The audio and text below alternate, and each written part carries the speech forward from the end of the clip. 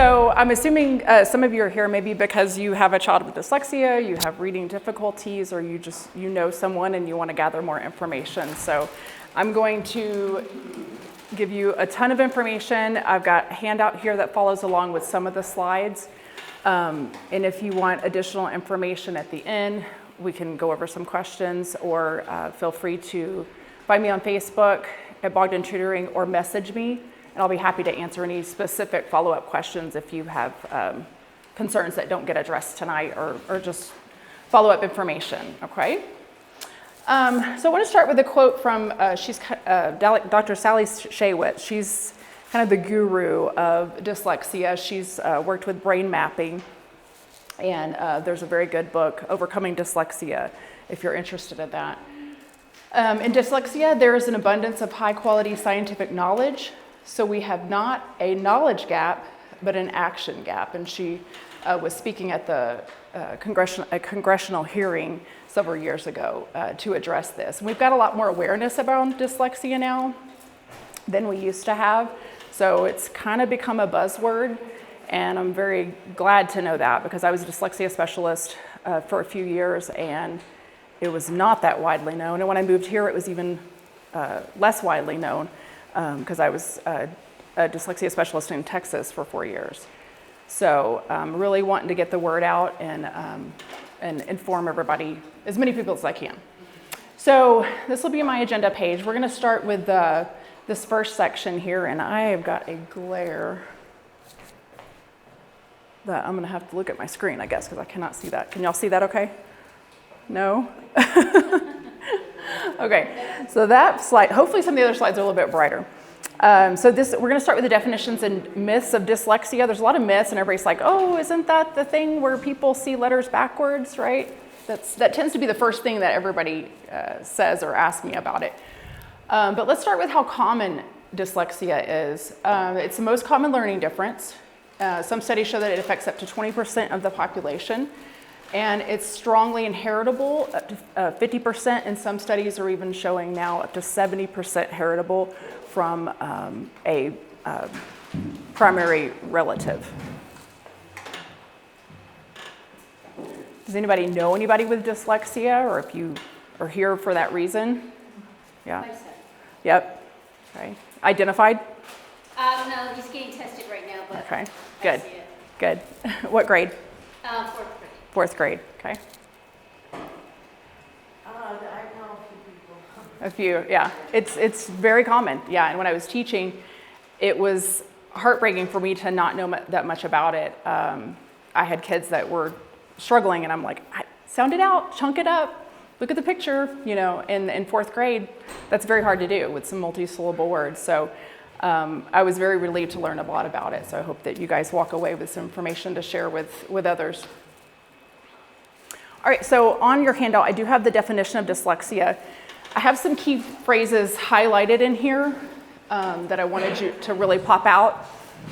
But I am going to go ahead and read it. I'm going to break down what it is, because they just adopted a new definition last year that has some changes. They've added some things to it, but the key thing as far as identification is one thing that they took away. So we'll look at that. So dyslexia is a specific learning disability characterized by difficulties in word reading and or spelling that involve accuracy, speed, or both, and vary depending on orthography. So you're going to see it affecting all of those areas. And it is a specific learning disability which falls under special education, and it didn't always fall under that. It fell under 504 in some districts in some states. So we're seeing a change in that, where there's more protections for people with dyslexia. These difficulties occur along a continuum of severity and persist even with instruction that is effective for the individual's peers. So if they're getting the same instruction that their peers are getting, and we're seeing a bigger and bigger gap and discrepancy between what their peers are able to do, that is obviously a red flag. The causes of dyslexia are complex and involve combinations of genetic, neurobiological, and environmental influences that interact throughout development. So underlying difficulties with phonological and morphological processing are common but universal, and early language weaknesses often foreshadow literacy challenges. We're going to look at some very early indicators that you can see even before preschool, or even as kids are developing speech. Let's see, where was I? Secondary consequences include reading comprehension problems and reduced reading and writing experience that can impede growth in language, knowledge, written expression, and overall academic achievement. This is what you're going to see at school. This is where teachers step in and say, I don't know, something's just not right. We keep going over the same sounds. I need you to read with them at home more. And it starts to really show up as a problem in school, especially around second, third grade. Let's see. Although identification and targeted instruction are important at any age, language and literacy support before and during the early years of education is particularly effective. The earlier, the better is what that emphasizes. Okay. And this is what's no longer in the definition. These difficulties typically result from a deficit in phonological component of language that is often unexpected in relation to other cognitive abilities. Now, what that means is one of the criteria that they used to identify dyslexia was there were great strengths in all these other areas. They're great in science and social studies, and they have wonderful oral comprehensions. I'll read stories to them and they can recite the whole story, right? You hear a lot of things like that. That's not always the case. That is a very common marker, but they've taken that part out of the definition, which includes a lot more kids, right? And the part of the reason is that excluding that helps a lot more kids get identified and get what they need, because this type of intervention is just how we learn to read. And you'll see that as we look at some of the effects on the brain and how we learn to read. All right, we'll try to summarize what he's saying. We're going to have some other slides on that, and I believe that's in your handouts as well. So he's just talking about signs of dyslexia, and I've actually probably got a little bit more information in the handouts than what he provides on the video, but he's just giving some examples. So at very early ages, you can have kids having speech problems, baby talk, trouble pronouncing words like spaghetti, biscotti, mixing up letters and sounds and having a hard time saying words even though they've been corrected. So you can see signs that early. And then kids that have trouble with rhyme. If you're going over nursery rhymes and you're singing songs and you're reading rhyming books, and kids are having trouble with rhyme or repeating rhyme or identifying rhyme, that's a very early indicator. And we've got another slide on that where we'll come back to that. All right, now I want you to try, this print may be too light for this room, but I want you to silently just try to read that paragraph for me. Anybody having trouble? Yeah. Now, as a teacher, I kind of get good at reading these kind of things because this is how some kids write. But what if I asked you to write a summary about this by the end of class, right? 5 sentences for the main idea sentence and 4 supporting sentences, right? You wouldn't be able to do that very well. But this is often what kids with dyslexia experience, right? It's kind of like doing a crack the code worksheet. Everybody remember doing those, yeah. Right? The little swirly line is this, the circle is this letter, right? That's kind of what it feels like, especially at the beginning to them. And they may figure out, oh yeah, the square is A, right? And they get that part down, but then they have to stop and think about, what does this mean, right? How am I going to know that this means the road to success and the road to failure are almost exactly the same? So this is what it actually says, right? So the bottom line is that it does exist no matter what name people give it, specific learning disability, for example. In fact, according to Dr. Sally Shaywitz, its prevalence is actually 1 in 5 children, which is, as we said, 20%. And these are some of the other things that you might see students struggle with early on as they're learning to read, kindergarten, first grade, mixing up B's and D's, P's and Q's, M's and W's, and words like was and saw that look very visually similar. So a lot of the cues that that kids are told to use in school is look at the picture, sound it out, chunk it up, think about what makes sense right there. And those cues don't always work. So in sight words, a lot of kids have a hard time remembering and memorizing sight words. And if they look really visually similar like that, they're often going to mix those up. All right, so let's look at some of the myths. Reading and writing letters backwards is the main sign of dyslexia. False. Thank you. They do have some difficulty with letters, as I said, the B's and the D's, mixing those up, but it's more of a visual discrimination thing, and it's not actually a vision problem. We'll talk about that. It doesn't show up until early elementary school. Not true. Not true. You can, like I said, you can see signs of that in before preschool. Kids with dyslexia just need to try harder to read, right? How many people have heard that from their teacher? Even if your kid's not dyslexic, right? You just read with them at home every night, or you know, they just need to work harder. They're just not focused, right? I hear that a lot, especially in teacher conferences. Dyslexia goes away once kids learn how to read. Not true. There's plenty of adults, and we'll see some examples of famous people that have dyslexia and have had to learn to cope with it. It's been interesting for me to hear certain actors and podcasters and people that are very successful, you wouldn't think struggle with that, and who actually oftentimes deal with written text. You know, maybe they're authors, or they're having to memorize a script. Overcoming those challenges, but they said it just takes them that much longer. They have to use their technology and accommodations, and luckily we do have a lot of technology available to kids these days to help close the gap. Dyslexia is a vision problem. Not true, right? So you can have their eyes checked. Now there are muscle strength issues. I know I've got one of my newer students has a muscle strength tracking issue. So it's something that we rule out. It's the very first thing that schools typically do, or a psychologist would do, is to rule out vision or hearing issues. Dyslexia only happens in the English language. Also not true, right? So we can see that in any language. It's more of what's going on in the brain, separate from English. Dyslexia is caused by not reading enough at home. Like I said, not true. It is something that can help give them a boost, of course, reading to kids at home, but it's not going to cause it. All right, so here's some of those famous people, and I always have a hard time finding people that kids know. Maybe Gabby Douglas down at the bottom, or gymnastics.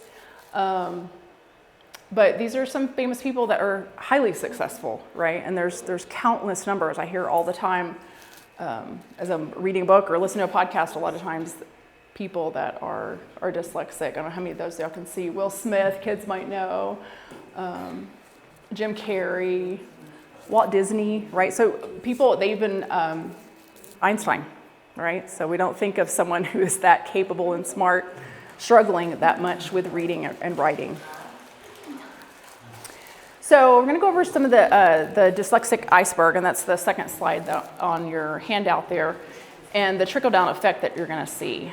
So these are the things that you're going to see in school. These are the things that your kids' teachers would be talking about. They're having a hard time reading. They won't write.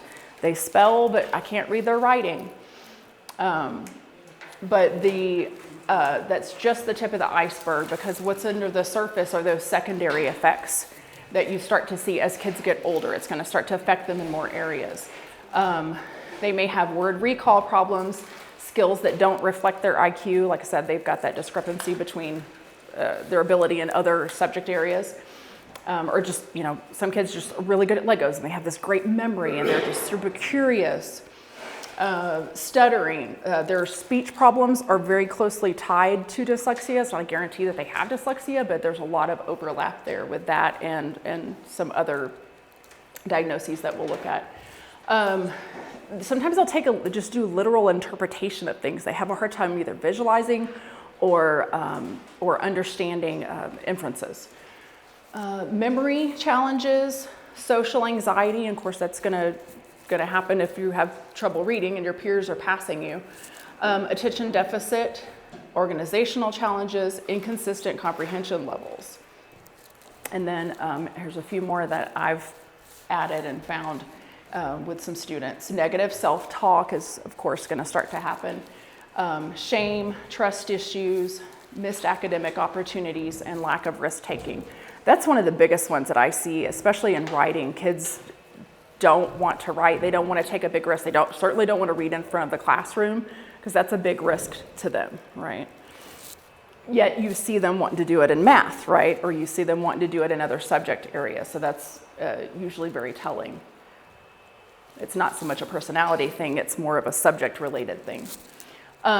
So as I was saying, there's lots of overlap with ADHD, autism, speech issues, and this only listed these 3, but you do see a lot of overlap in these areas. And that can make it really hard to identify because they could have 2 or 3 of these, or they could just have 1 and it's getting misdiagnosed or misidentified. Okay.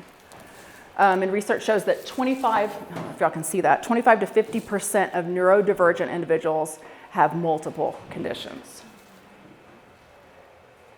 All right, so with dyslexia, we kind of have these 2 branches. You can have slow and accurate reading as one of the general markers that we would see, and then that's going to cause comprehension inconsistency, fatigue and frustration, and a lot of the other things that we saw on that dyslexia iceberg. And then on the writing side, you might see spelling difficulties and avoiding spelling difficult words. You might see them want to spell really basic words that they know how to spell instead of going for that bigger vocabulary word. And just not feeling understood in their writing. Has anybody experienced that with their child just balking at wanting to write? Yeah, so hopefully we'll share some accommodations today that can help with that. Because that's the hardest thing. If you're reading, you're taking in information and you may be able to decode the word, but then to take that and then write it out on paper, know how to spell, know what you want to say, use proper capitalization and punctuation, don't forget to have good handwriting and spacing, and have it make sense. So that's a lot of things for them to attend to all at once. So writing is really a big challenge. But there are some promising new changes, thank goodness, in Colorado. So this state mandate was going to start in 27-28 for K through 3 students. They're going to start to get screened. I watched that happen in Texas, and now I'm seeing it carry over to other states. 1st through 3rd graders, it will happen the first 90 days of the school year. Kindergartners will be screened at the end of the school year so that they've had that opportunity. For kids that maybe didn't attend preschool, they want to give them that 1 whole solid year to have that instruction. Because that's one of the things that we look at when we're identifying. When I was a part of helping to identify in that process, I do not do testing, but is just to see, did they have that educational opportunity? We ask, did they have a normal birth? Did they have complications at birth? Did they have opportunities in school? What was their attendance like? Did they go to preschool? So things like that we always want to take into consideration and rule out. So I'm very glad to see this, and the intervention is going to start as well. That was one thing that was disappointing when I came here, to see that in Texas there's an interventionist 1 to 3 on every single campus, and they have a set program that they use. And here it's a little willy-nilly, and it's only certain campuses, right? So you may have encountered that. And testing occurs outside of the school districts, whereas in Texas they test in the school. So I'm hoping to see that change as well, but they are going to be doing intervention. Yes? So they'll be testing on dyslexia? Mm-hmm. Yeah, and when they test for dyslexia, I can only speak to in Texas after talking to the diagnosticians there. I don't know how the psychologists do it so much here, but they are testing for everything, really. Now they may go, okay, what is it that you suspect, so that I can make sure I'm looking at the right areas? Like they would need to know if a kid has a lot of struggles in math, and they don't know that, they may only be testing in areas of reading, but it's going to capture any sort of special ed need. If they were identified with something else, it would catch that as well. So it's just a general assessment that's done, and then dyslexia is one of the possible outcomes. Does that answer? Okay. All right, so let's take a look at my reading brain. I've got some examples of some student profiles and some videos from some of my students. One of them is here. He did a good job with his video. But I want you to know that students with dyslexia are working incredibly hard. They are taxed by the end of the day, or even halfway through the day, to see how just reading a paragraph for them sometimes can take a very long time and take a lot of brain power.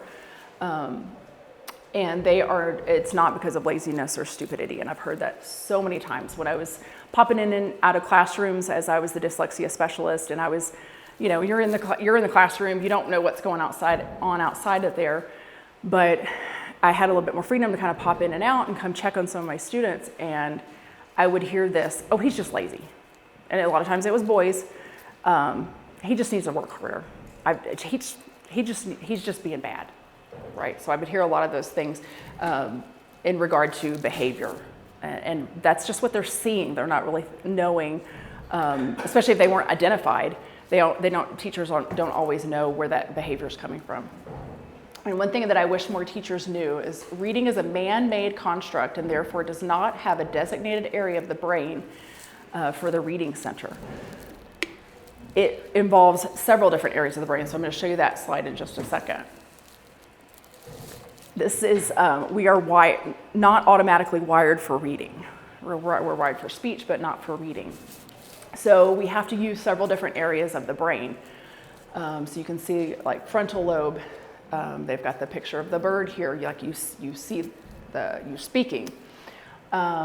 The Broca's area, the parietal lobe for you're seeing you're hearing those sounds and you're knowing, oh, that b is b and is ir, not ERIRURAROR, and and the d is the d sound. And being able to read the word and understand that when you see a bird, that's the word bird, right? So you're using all these multiple areas of your brain. And I heard several years ago that there was a lot of promising information about being able to do brain scans of kids to help identify better, because it's still a little bit of a guessing game. There are some pretty consistent markers that they use to identify, but they were hoping to be able to do brain scans. But what they're finding is everybody's compensating in different ways. There's some 3 to 4 general areas that we use in the brain to help link all those together. To be able to read and to spell, but everybody kind of compensates in different ways. And when one area is weak, we tend to pick it up in other areas. So that's not even consistent. So you'll see that we need systematic, intensive, multimodal instruction delivery. So I'm going to talk a little bit more about that in a minute. So he's just talking about some of those early signs of dyslexia. Let me get to some of the visuals. So one thing that we teach kids to do is to be able to break it up into syllables. And for example, if I'm having them spell the word, they have to be able to read the word and sound it out first. But if they're spelling the word, we use syllables a lot. So one thing that they have to do at school a lot of times is let's clap out the syllables, and they'll go through students' names. And, let's tap, Tommy's name, Tommy, right? Well, I see a lot of kids clapping at the wrong spot. Or they're Tommy, right? Or Tommy. They're clapping out the sounds of the word instead of the syllables. So another one way to do that is to see how many times your jaw drops. So vowels make you open your mouth, right? Ta-me, right? So they can count their syllables that way and focus on one syllable at a time and then one sound at a time as they're trying to spell. But he's talking about some things that you can do to kind of check to see where your kid is at. Doesn't necessarily mean they're dyslexic, but some early things that you want to be working on them with. And even if they're a little bit older and they're not able to do these things, that could be a sign. But trying to find which 2 words start with the same sound, saying each word, and then see if they're able to do that. And then ending sounds can be a little bit trickier.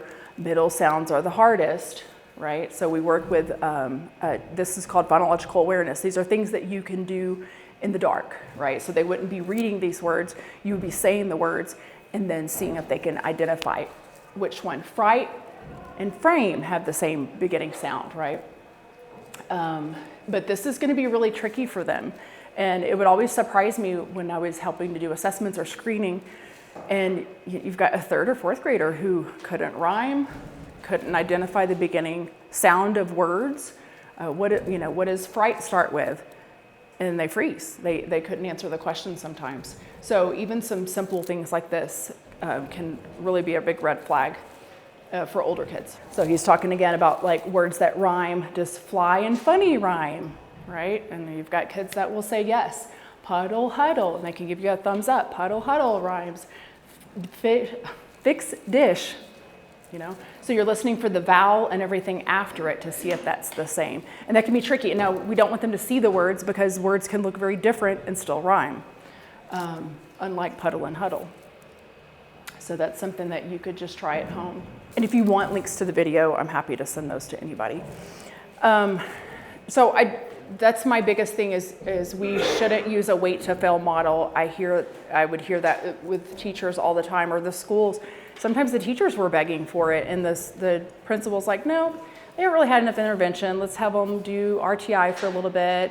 They're going to go over here to their reading group, or have their WIN time and go work with this teacher for another 6 weeks or another semester.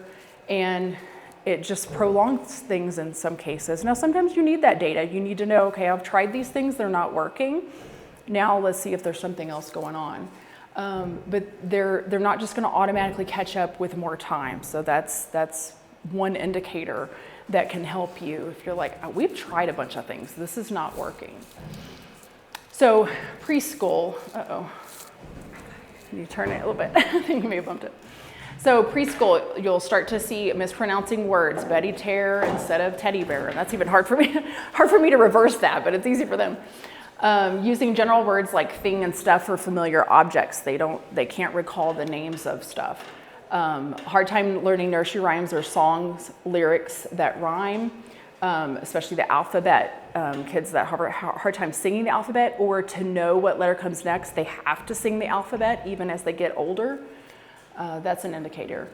Telling stories that are hard to follow, or having trouble talking about things in a logical sequence. So if you're like, their stories just don't make any sense, they're kind of all over the place, right? There's some disorganization in their brain and their sequencing.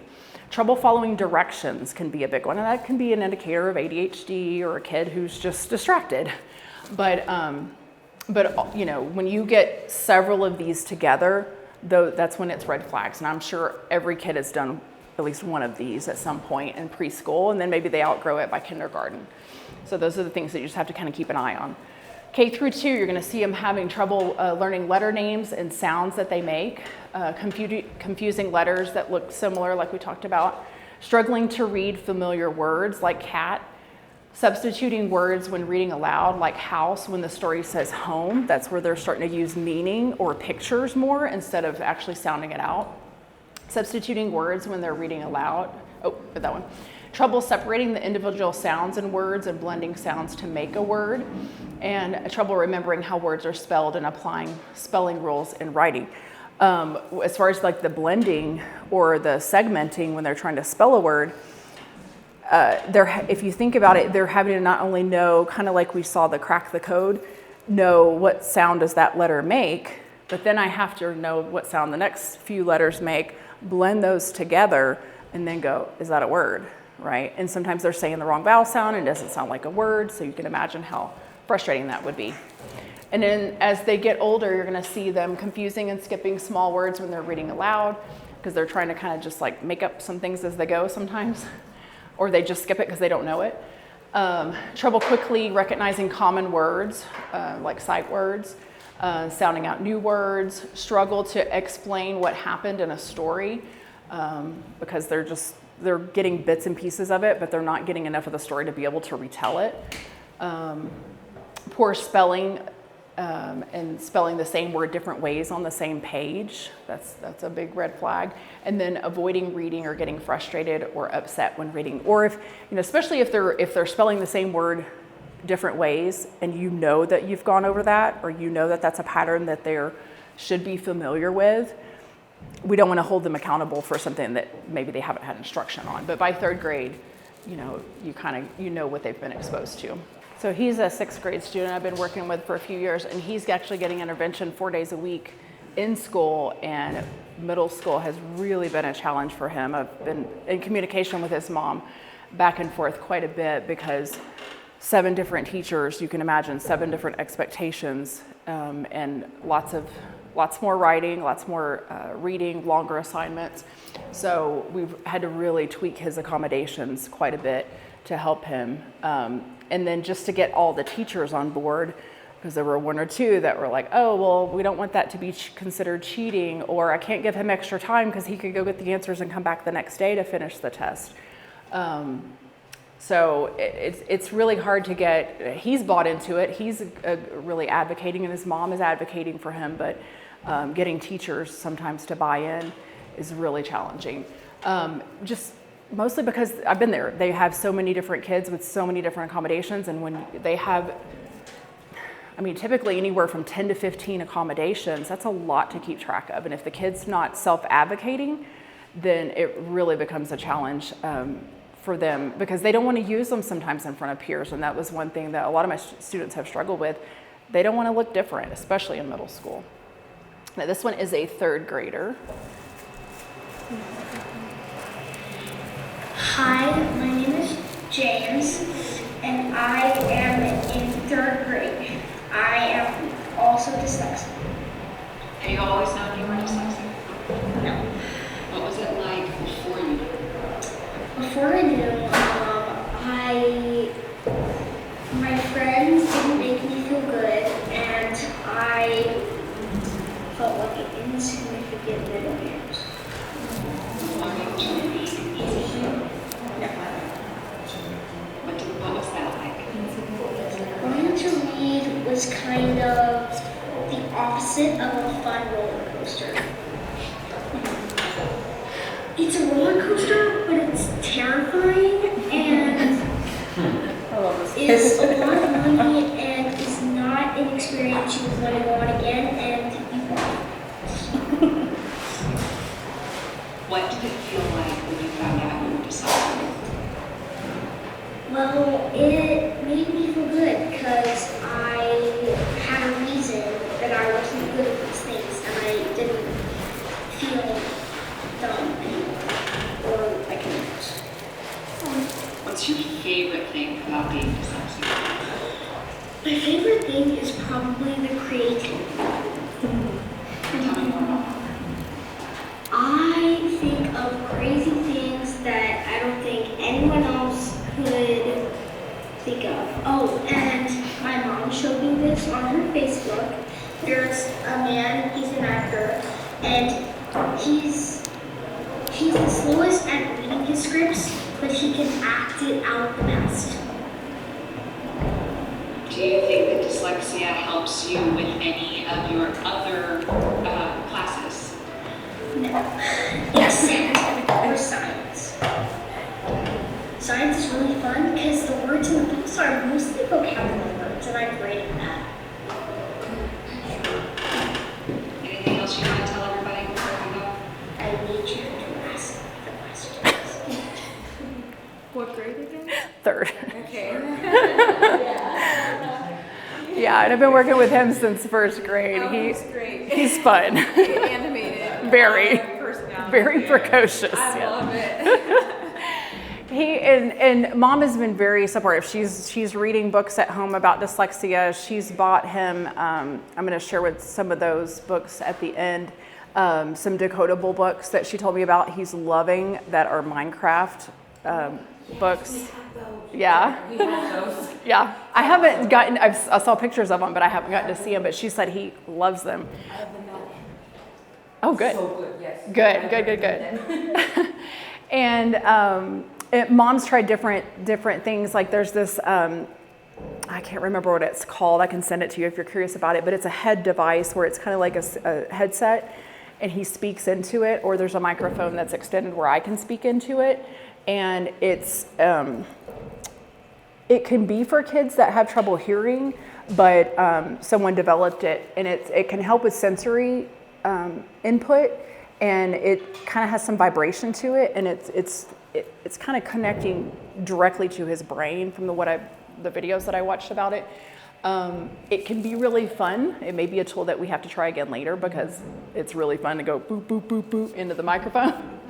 So sometimes he plays with it, and sometimes I think it's been effective. But we would just try different things. We do use lots of movement.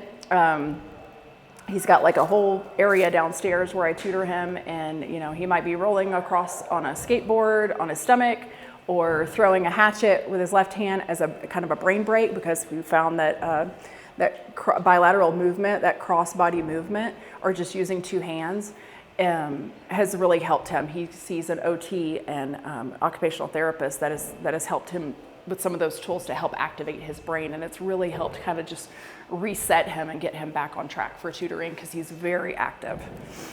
So we incorporate lots of movement. Let's see, one more star of the show here. What are some of the tools that you use, or Fourth grade. What are some of the strategies that you found that help you? Well, I used to it used to be hard for me to write paragraphs and read, but they gave me an advanced computer at my school that reads the words for me, and it helps me read the paragraphs and do paragraphs. And yeah, that's what helps me. Yeah, and you were showing me the story that you wrote at school last week. You said it was about 4 paragraphs long. Yeah, it's a giant story. So, It was my advanced computer. Yeah, and did it help you? Week and a half to make it. A week and a half, yeah. And how long do you think that would have taken you without the computer? At least 6 weeks. What else would you like other parents and teachers to know? I want them to know, that, if someone's struggling and, we're telling them to stay working, we're not being, positive to them. I want them to know that, if they're trying their best and, it's just hard for them. So you would want teachers and parents to encourage them? Yeah. Yeah, and not fuss at them. I think that's great advice. Thank you. He has come a long way. But no, I'm very proud of him. I mean, for him to be able to use accommodation and type a story that long, which I can't wait to read, because his creativity is through the roof, very much of a divergent thinker, and constantly coming up with great connections to what we're learning, to what he's learning at school, and beyond. But you taught him how to read numbers. Thank you. No, it's been my pleasure to work with him, because he's got a great memory, and just like I said, he's just constantly connecting it to what he's learning at school. And I saw this video on YouTube, and we were learning this in science, and then we talk about, I work with him on math too, and he just blows my mind. So let's take a look at the importance of the structured literacy and look at some intervention strategies that can help students. Students with stronger language skills are better equipped for reading and writing success. So if you have little ones, or if you know people with little ones, please encourage them to talk to their kids. Let's put those devices down and actually talk to kids. And I know that COVID really had an impact on kids' ability to see people's mouths move and hear speech, and it disconnected people. So it's even more important than ever for us to make sure that we're talking to kids and letting them talk and letting them communicate and correcting them when they're misspeaking as much as you can. You don't want to correct them all the time, but you don't want them having misunderstandings about how to speak and how to form sentences. So the more that they hear that language, they're using that language part of their brain, and then that's going to help them later on when they're having to read words and know what language should sound like. So we're going to look at structured literacy, because that's the key. There's 5 pillars of literacy that they've identified: phonemic awareness, phonics. So phonemic awareness is more to do with the sounds that we hear and associate, and then the phonics is the letters that are associated with that. We have to build fluency, so kids have to be able to read smooth, and it's not just fast. I've got a lot of kids that are like, what's my words per minute, And teachers can sometimes emphasize that, and be like, well, they're not reading on grade level yet, they're not reading fast enough. But it's not just about fluency, it's about reading smoothly. So we'll see a slide on that later.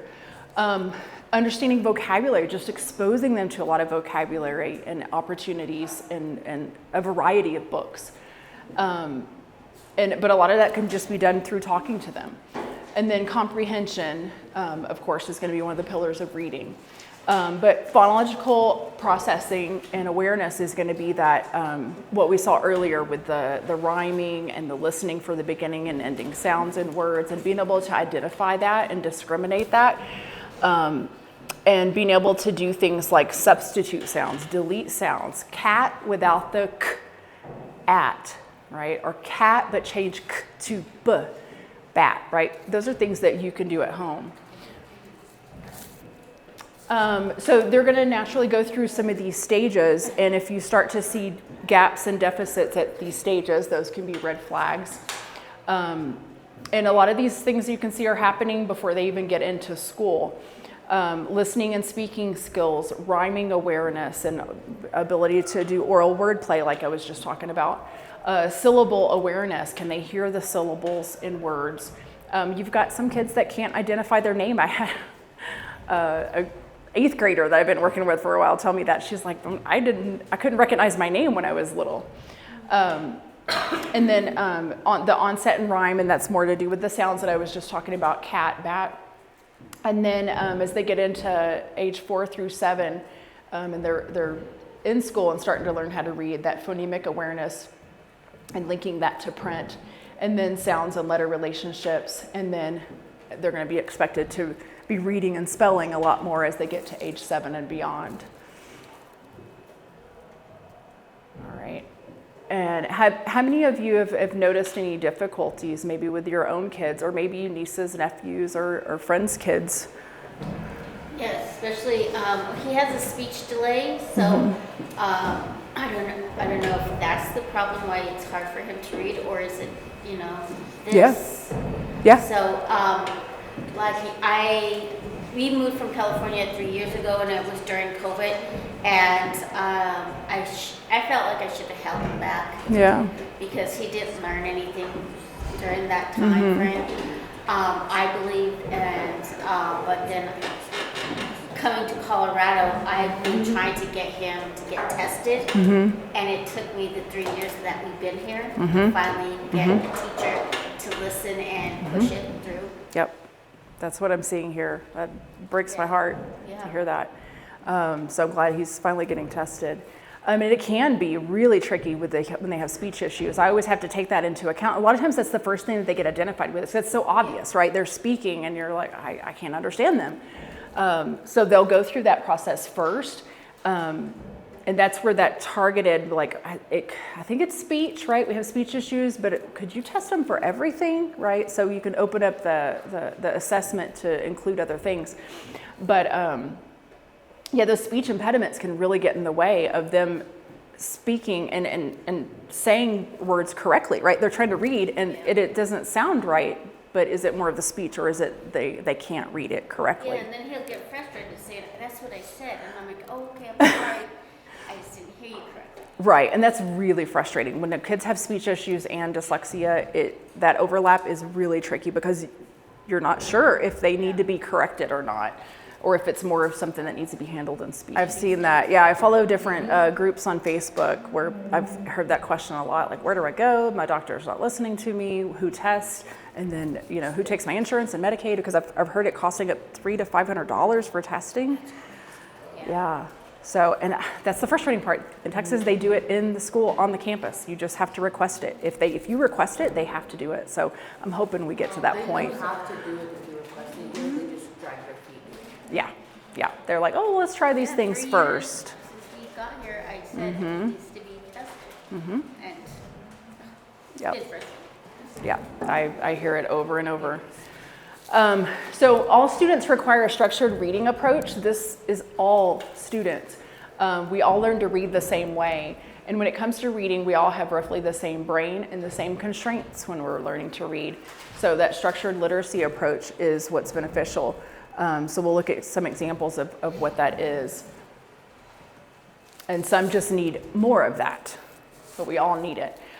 So things that would be included in a structured literacy program and things that kids would be taught is vocabulary and using their background knowledge. They need to be able to phoneme and grapheme map, which is letters and sounds together, and to know how to correlate those. Morphemes, which is suffixes, prefixes, root words, base words, even Latin and Greek roots, which is where we get a lot of our language from. Syllables and stress patterns, understanding that. Orthographic conventions, which has to do with more of the writing part. You may hear sometimes dysgraphia used in conjunction with dyslexia. It's a little less common, but a lot of times kids will have both of those things, which makes it really challenging because it's more of the writing part, the spelling, handwriting part of it. But they do tend to go hand in hand, and sometimes a lot of times kids with dyslexia have trouble with that just because they haven't really had as much exposure and they haven't written as much because they're not reading. So it can be hard to tell how bad that is for some students. Critical thinking skills, understanding text structure, that texts are set up differently, and having sentence structure and grammar. Of course, that we use that more when we're speaking, but when we're writing. So an intervention program that's a structured literacy program has to be highly interactive, scaffolded, targeted prompt feedback where you're giving them prompts and they're responding, data-driven, multimodal or multisensory, cumulative, sequential, explicit. Has to have all of those things for it to qualify as a structured literacy program, and that's where I'm hoping whatever they adopt here in Colorado contains all those components. We're going to actually look at the components of what an Orton-Gillingham program has for dyslexia intervention, but hopefully your school has a program that is incorporating all of those things. But you can see that's a lot for kids to learn and incorporate together. So when I'm explaining dyslexia to my kids, if their parents haven't already talked to them about it, I try to have a conversation with them and tell them when they're using all those different parts of your brain, it's like the pathway is like covered in vines and sticks and limbs, right? You're trying to get down that pathway. You can do it, but it's going to take you a really long time. But as you go down it, it's going to wear that pathway away. You're going to break that branch and get it out of the way and kick that log out of the way. And you're going to be able to go down that pathway faster and faster each time that you've done that. So that's where the repetition comes in most in a dyslexia program. Let's play this one. So symptoms and signs for some of the ages 1 to 7. So you're talking about little older kids. Oh, maybe I'll I come would here. like to show you, we learned that okay? especially undiagnosed dyslexics experience trauma in school. In fact, the study identified that emotional trauma took place in all participants, and it even led to PTSD later in life. By identifying dyslexics early on, we have a chance to prevent this damage. In the next study, early diagnosed dyslexics were compared to late diagnosed dyslexics. And what we see there is that early diagnosed dyslexics have higher perceived general competence, higher perceived academic competence, as well as higher perceived social competence. And lastly, this study from 2017 gives us insight into the effectiveness of interventions. Children who received interventions early in first and second grade made gains relative to controls almost twice that of children receiving interventions in third grade. They also found that the first graders continued to grow at faster rates over the following years. So our takeaway from this study is that the earlier we start interventions, the more effective they become. Before we go into the signs and symptoms of dyslexia, I would like to remind you that dyslexia is genetic, and that means that if either you or your significant other are dyslexic, your child has a 40 to 60% chance of being dyslexic themselves. And remember that back in the day, dyslexia was missed even more often than it is today. And I didn't need a study to tell me that, because I've seen that with all the students that I've worked with. The earlier that they're identified, the better. They just do better. They're resilient. They're like sponges. They're taking in that information, and there's less of those social constraints that are affecting them emotionally. Evidence shows approximately 90% of all students can achieve literacy skills at or approaching grade level.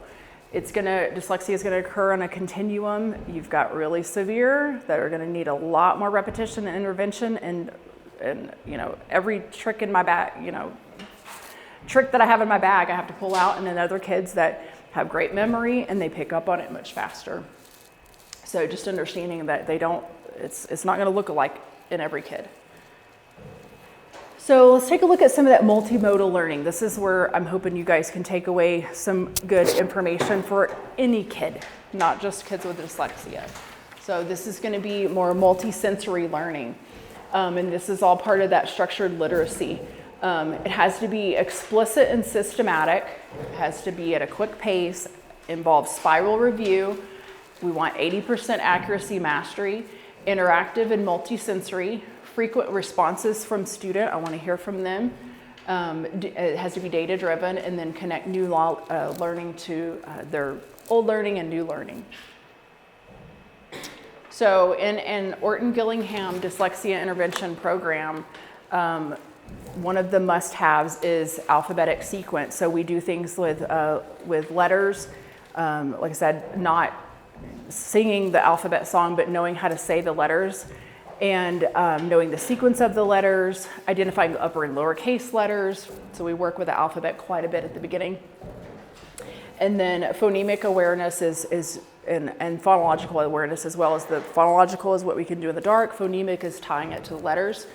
Of course, handwriting so that they can use the written expression. If you have a kid that's struggling with print and you're like, I can't get them to correct these behaviors, cursive can be a way to introducing cursive can help them feel like it's a new way. Plus they just think it's kind of cool because not everybody knows it, especially some of the older kids. Teenagers don't know it and they're like, my sister doesn't know how to do this. Phonics, sounds and language, and then morphemes and the history of language, which in the volume that I teach, the 5 volumes that I teach, that's the 5th volume, is understanding prefixes, suffixes, Greek and Latin roots. Spelling, of course, fluency, comprehension, and written expression. And sometimes there's certain ones of these that teachers tend to emphasize the most, which comprehension, of course, and fluency, because that's how it's assessed. And we've kind of let spelling and handwriting fall by the wayside. And we're starting to see resurgence of that and reintroduction of cursive, and kind of taking away that technology and handing them a pencil and paper. Thank goodness. Because there's so many things that we, when I'm working with the kids, especially if they have dysgraphia or any sort of handwriting problems, we do lots of that's the funnest thing to teach, is you're using Play-Doh and squishy balls and pipe cleaners and beads on a string and things like that. Those things that you used to do as kids, right? Puzzles and mazes and things where they're having to use that fine motor skills. So building hand strength, but fine motor as well. All right, and then she's going to talk about what phonemic awareness is. First, a quick refresher on what phonemic awareness is. Phonemic awareness is the awareness of and ability to work with the individual sounds or the phonemes in words. So like in the word wish, for example, the first phoneme is oo. Notice how I'm clipping the W sound and I'm not saying wa, I'm saying oo. The next phoneme is I, and the last phoneme is sh, right? So you can have multiple letters working together like the S and H to represent one phoneme. Phonemic awareness, pure phonemic awareness, we're just thinking about the sounds. But of course, the ultimate goal of phonemic awareness is to get kids to use that knowledge to decode words and spell words and read, right? So the reason why phonemic awareness is so important is because human brains learn to read by matching sounds to letters. And so if our students aren't very aware of and able to do things like isolate, like say the oo in wish, or blend to put phonemes together, then that will affect their ability to match sounds to letters, and that will make it difficult for them to decode. Many struggling readers also really struggle with phoneme. Okay. I'm going to show you this next clip too. It's going to get a little bit more specific on ways that you can work with your kids, but your son may do this too with the pronouncing letter sounds, and I've seen teachers teach it this way. Wuh, right? Tuh. they're trying to emphasize that sound. I hope I didn't spit on you. But they're trying to emphasize that sound and make it louder and bigger, but they're adding an sound on the end of a lot of the letters. So that's very confusing to kids when they go to spell. They want to write T-U. That's what they're hearing. And then here's some games that she's going to talk about. Our first game is I Spy with syllables. Oh, I was trying to make it bigger. Our first game is I Spy with syllables, and this is for syllable blending. Kids putting syllables together to say a complete word. To play this game, all you do is you have a look around the room and you choose any object, for example, a table, and you separate out the syllables. So you say, for example, I spy with my little eye a table. What do you think I spy? And you can have all the kids say it. They could tell their partner what the mystery word is. You could call on, one child, but I recommend having all the kids do it as much as possible. So they all say it together. You might say 1, 2, 3, and then they say the word.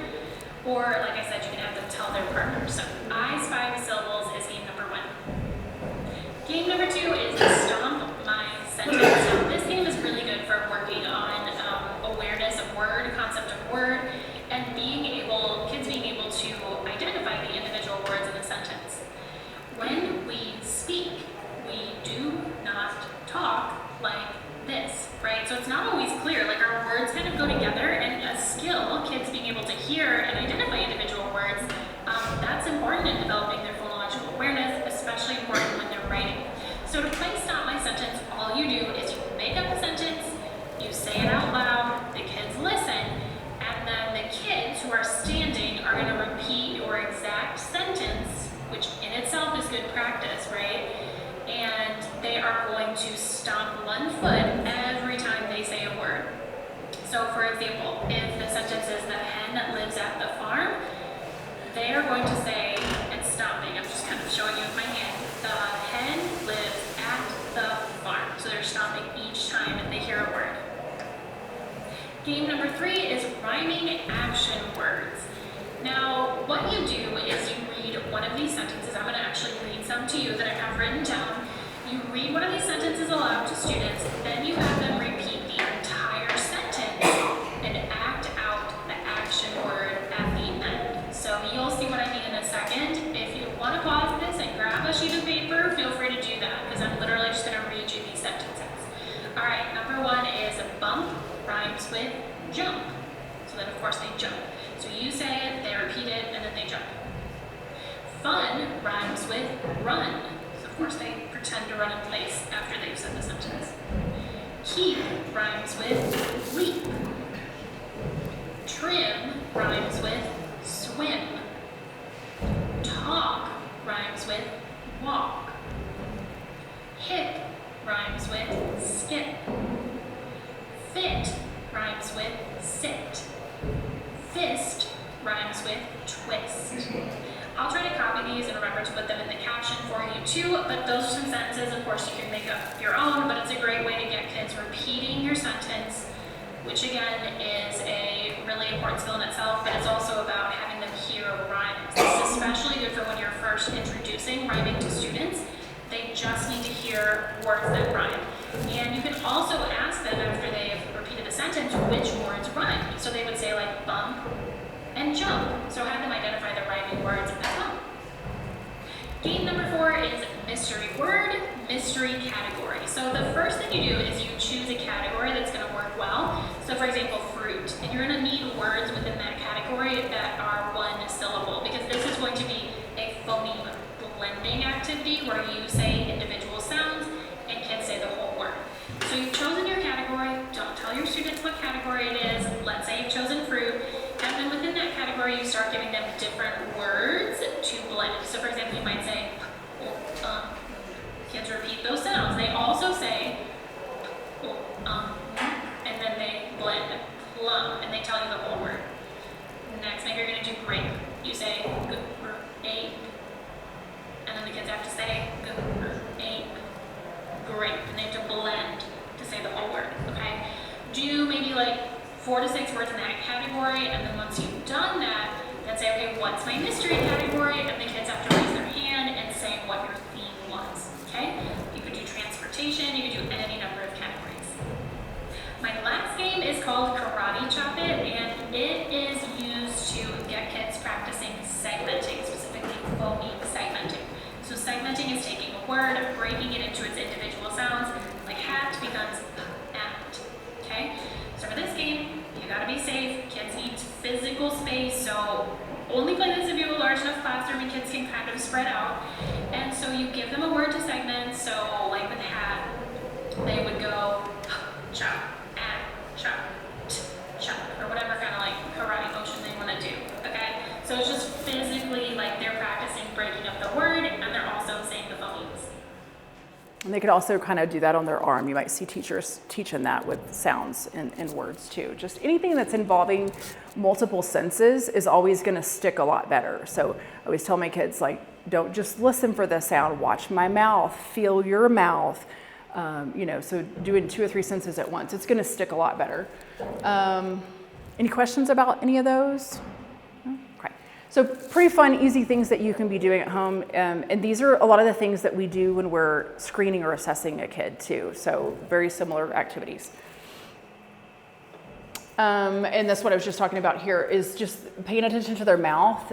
The short I sound makes you grin. So I always say, look at my mouth, am I grinning?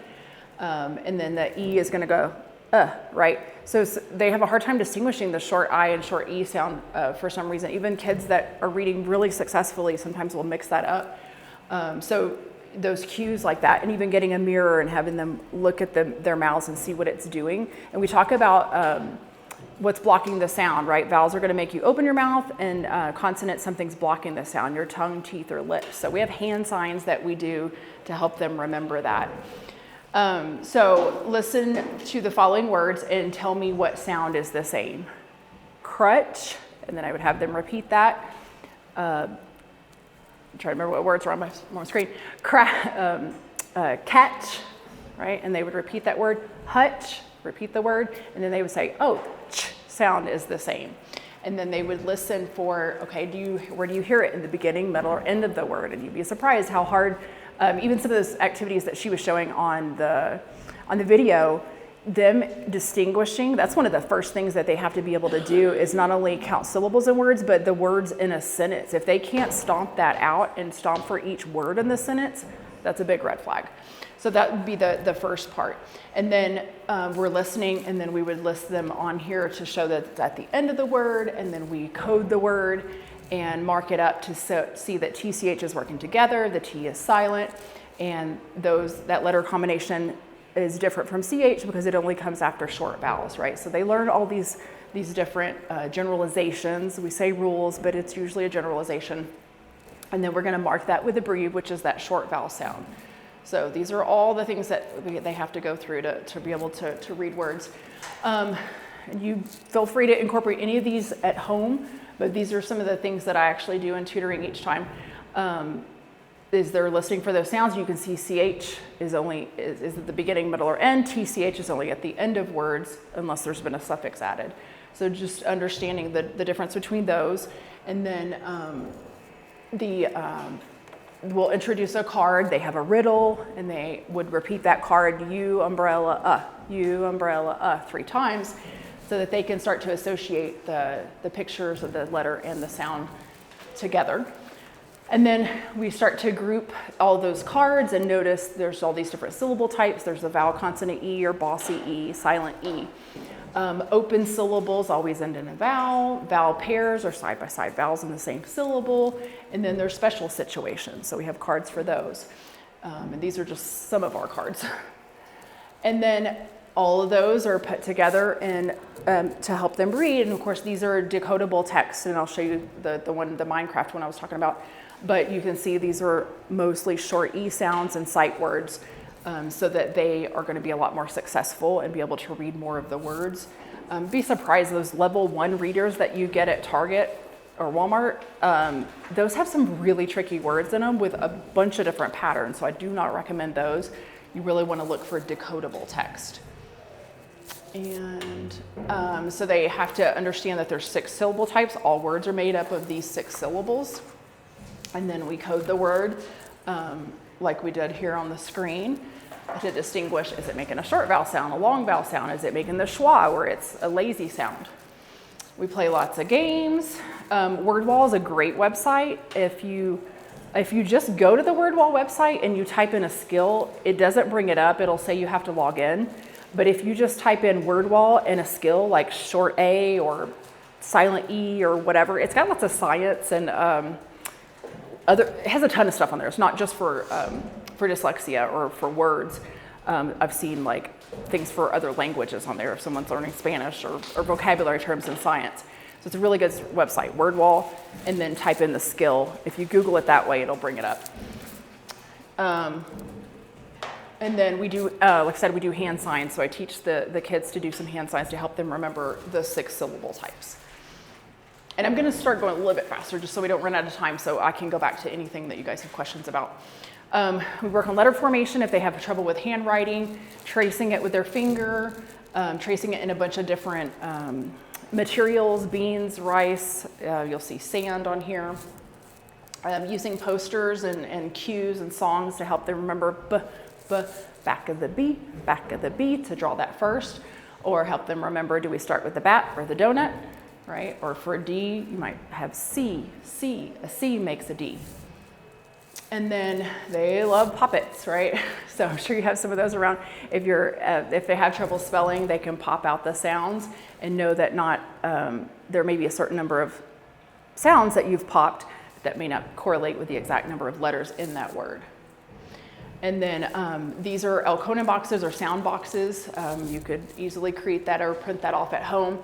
And this helps them when they're learning how to spell, not have to also write the letter and think about how the letter is shaped, so they can just find the right letters and drag it down and count out the sounds. We use little counters, or they can count on their fingers, or use the poppets to count the sounds in the word, spell the word, and then copy the word to work on the handwriting piece separately.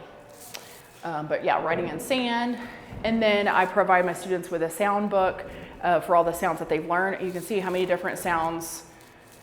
There's still a couple of more that this student hadn't done for spelling the long E sound, just that sound alone. So you can see how tricky it is. And different ones in different parts of the word, right? So some of them aren't going to be present at the beginning of the word. So we want that Goldilocks zone when we're talking about fluency. If you can't understand what they're reading, they're zooming past punctuation marks, it doesn't sound like they're talking, obviously they need to slow down a little bit and pay attention to that punctuation. And we don't want it so slow that they start to lose comprehension, you can't understand them, and I tell them you're sounding like a robot, right? We don't talk like that. So we want them in that Goldilocks zone, so that fluency is not just about the words per minute and how fast they can read. It needs to flow, and it needs to have what we call good intonation, and just your voice needs to go up if you're asking a question. If a kid is scared, if the text is talking about something scary, of course your voice is going to change with that. Reading poetry and reading dramas, like a script, and you can find those online, can help kids really get into reading it the way that it's meant to be read, and change voices and stuff. I tell them, like, read it in a British voice, or change your voice, or read it like a frog or something. So even just doing stuff like that can get them more motivated. So scaffolding is not meant to be permanent, but these are things that we can put in place to help the kid get where they need to be, to help bridge that gap from where they are, because we always want to try to meet them where they are in their learning. I've got 6th graders working on similar skills as 3rd graders or 2nd graders. It just depends on where they are. They all have to have that foundation. If that's missing, we have to fill in the gaps. It could include things like reteaching a concept or skill, allowing more time, breaking down concepts into smaller parts, giving them verbal and visual cues, and then my favorite is guided practice. I do it, watch me do it, I'm modeling it, we do it together. I might have them finish my sentence, or I might have them give them some sort of a framework that helps them not have to do all of it by themselves, and then you do it, of course, to be able to show me that you've done it to mastery. And if that doesn't work, we go back, I do it again, and we model again. Now this slide is on your handout. So some more examples of ways that you guys can provide support at home to help scaffold their learning. Providing visuals and realia, which is just real life situations or real life examples, is always going to be more relatable. Using their first language if that's an issue. Reading aloud to them, right? It's not always up to them. We still want them to enjoy print. And I've tried to really encourage with a lot of my students audiobooks. Technology is their friend. So, you know, even if you have to get a subscription to that or, you know, go to the library, there's digital books. But anyway, and there's lots of read alouds. If you have like picture books especially, I always Google that. And so far, I think I've found a read aloud on YouTube for every picture book that I could find. Our library has books. They're books with the voice thing on the side. Awesome. You can look at it and it reads it to them. Ooh, awesome. A lot of them. Yeah, I've had some kids just really get absorbed in books lately because they've started to go, oh, that's reading? They don't think of it as reading. I think sometimes parents and teachers don't think of it as reading, but you want them to take in information. They have to get it somehow. And you don't want their access to that to be limited to what they can read. I dealt with that with the third grader video that I showed you. Mom, I was like, what has changed with him? Because he's just completely different. He doesn't balk at the lessons anymore. You know, he needs that little prompt, but he gets right back on track. And she's like, it's ever since that librarian that I was telling you about let him get books above his level. She's like, no, he's at, you know, level red or yellow or whatever level it was, and he can only check out those books. And she let him, with mom's prompting, prove to her that he could read harder books because he was actually doing better with the harder books because he enjoyed the vocabulary in them, and especially if it was a shark book. So he knew enough about the topic that he could read it more fluently, and that built his confidence tremendously. That was really the only change that we found. So supporting them in that way. Graphic organizers can help them organize the information if they have a hard time keeping that logical sequence, or you know, if they're taking notes, if they're older. Connecting their background knowledge and then using sentence structures and starters. Like, I know blank because blank. Instead of them having to write the whole sentence themselves, you can give them that scaffolding until they are comfortable formulating those sentences. And then just constant spiral review. We always have to go back. The proper support can really tip the scales for them. You're going to see all those risk factors we've been talking about this whole time and all the ways that it can affect them. And I'm going to give you some help with to help with the resilience factors to tip the scales. So in proper instruction, teacher and family support, and getting the school system on board. Perseverance, that teach them their growth mindset, just having them believe in themselves can go a long way. And then you're going to see less frustration with failure that way. So we're going to talk about how to tip the scales. So these are some accommodations that I have. You're good. Accommodations that I have in your handout here that you can take a look at. These are some things that you can do at home, but and some of these are ones that are accessible to all kids. It doesn't have to be necessarily if they're identified with dyslexia or any other reading difficulty. Like I said, audiobooks, text-to-speech, speech-to-text, that one can be tricky because if they have speech problems or if they're not speaking clearly or if the room is really loud, that can be a tricky one. It sounds really good, but it has its own limitations. Verbal and visual prompts, highlighting text, larger fonts, more space. Don't call on me to read. Sometimes we have to put that in their accommodations if they're identified because that's just obviously they're not going to be comfortable with that. Having things recorded, copies of notes ahead of time, big vocabulary words, teachers providing notes for that. Having them answer in different ways, maybe keyboard responses, pointing to the answer, verbalizing the answer. Sometimes teachers get hung up on, well, they have to be able to do what everybody else can do. Well, they can, but they don't have to do it in the same way. Graphic organizers, grading on their content, not their the spelling or the conventions. Giving them extra time. Alternate environment, which might be a little study carousel in the corner. It might be right up in front of the teacher, or just away from any other distractions. Alternate seating, individual and small group choices, flexible scheduling. They may work for 8 minutes and get a 1 minute break, or 3 minutes and get a 1 minute break. And just giving them more frequent breaks, because they are going to tire out very easily. But a lot of kids could benefit from some of these things. Sitting at a desk all day is not fun. So here's some self-talk things that we can do to help boost that confidence, because children are apt to live up to what you believe in them, and they have to be hearing that positive growth mindset type talk for them to believe in themselves. Because it's a lifelong learning difference, and it doesn't define who they are, and they're going to struggle with this their whole lives if they get identified with this. So we've got to give them lots of different ways to boost their confidence. Doing it authentically, praising them privately and openly, private opportunities for their strengths to shine. That's why I was asking some of my students about what are your strengths. Because we talk so much about what their limitations are, and the school really focuses on that a lot of times. And sometimes, honestly, as parents, we're always wanting to prod them to help them do better, and to help fill those gaps. But we got to talk about what their strengths are too. Weaving in discussions about how we all have areas of strengths and needs as much as you can. One way I did that recently is with some videos that I found. And then just some small, like short stories about kids that were facing adversity at school. And that just kind of opens the door for you to have those conversations. And then there's plenty of chapter books, that I have some in here that I'll share. Sharing your struggles is one of the biggest ways. That's going to help them be a lot more vulnerable and honest about what's going on at school. And if they understand that this happens to other people, that can really open the door to them being able to communicate about it as well as some of my kids did in the video. Just having that awareness. Like the one boy said, like, whenever you got identified, how did that feel? And he was relieved.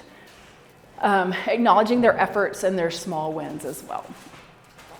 And these are some books, almost done. I know it's hot in here. So these are some books that I like to use for dyslexia. This is one that's just a good one to do with kind of younger kids. There's a activity that you can print offline with fish, and they're coloring the fish and making the fish look unique and different, and it just talks about how unique they can be.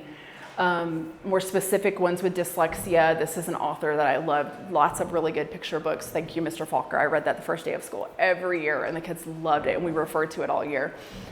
So it's one of my personal favorites.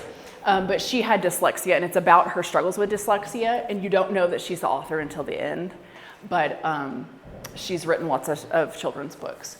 And the Hank Zipser series is a really fun little series for, I think there's like 20 books in there. But my son, he was not identified with dyslexia and didn't struggle with reading, but he loved that series. It's written by Henry Winkler, if y'all remember the Fonz.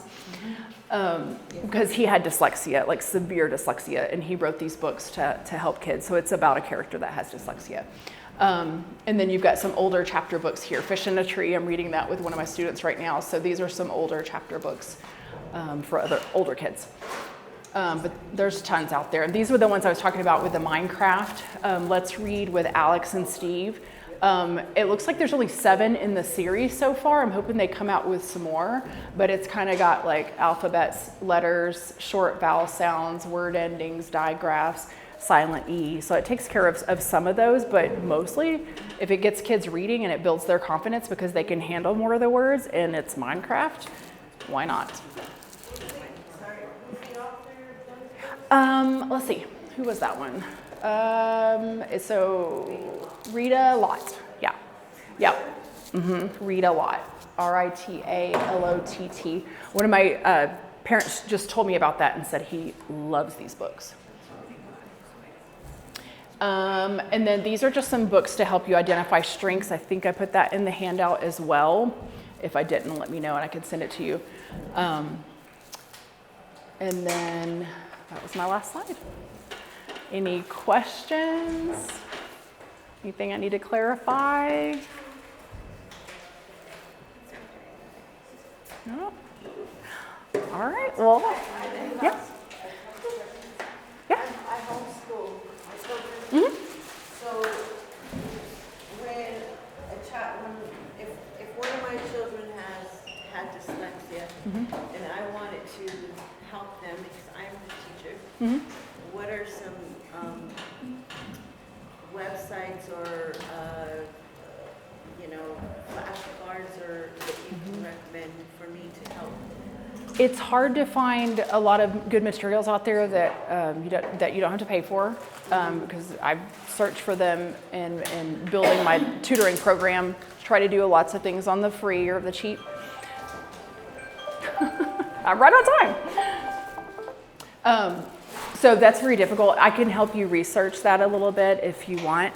But again, if it's paid, these packages and programs can be expensive. And then knowing how to teach those as well. But yeah, it's going to involve a lot of multisensory, and I have lots of different cards for their morphemes and cards for each of the sounds. And then decodable text to go with that lesson and games and things like that. So I don't know of any offhand that I could just name, but I don't mind helping you research that a little bit and see if there's something directly related to dyslexia that you could use. Nessie is a good program. That would probably be my top pick of the ones that I've heard about. They have lots of free videos if you want to teach your kids about silent E or vowel R combinations and things like that. They have a video. Nessie, Nessy. They have lots of free videos, but it is part of a bigger program. They even have a typing. You can subscribe to different parts of it where it's just the reading, or it's reading and writing, or you could add typing and things like that, or just the typing part. So there's different components that you can pay for. They have games and videos. It's very interactive online. So that would be my big pick for that one. Yeah. Thank you. You're welcome. And it's geared towards dyslexic students. Yeah, well, she doesn't really. Yeah. I don't really mention that. I just let her. I just have the time to. Right. Praise God. Yeah. That's wonderful. And again, it helps any student learn how to read. So. Yeah. Thank you. Yeah.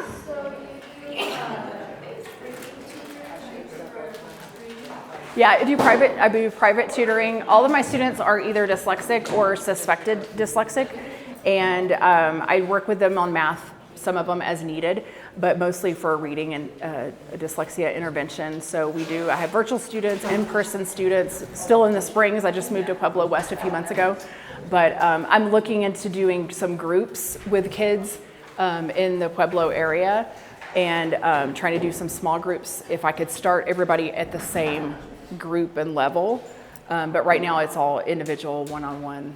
How much do you usually charge? My fee is $50 per hour, and then I do half hour and 45 minutes lessons as well if I have students that can't handle the full hour. So those are 50, what is it now? 40 and then 30 are the prices for those. Okay. Yeah. Anybody? I'm sorry. Yeah, no, go ahead. What do you recommend for as far as sessions? Typically, what's recommended is 30 minutes 4 times a week. That could be broken up in different increments, 3 45-minute lessons, for example. It just depends on what the kid can handle, and the frequency is going to be the key. So smaller, more frequent things are always going to be better. Yeah. Any more questions? If you have questions that you want answered privately, or you want to get a little bit more specific, feel free to email me or follow me and check me out on Facebook. It was my pleasure to speak with you guys today. I hope you walk away with a lot of good information.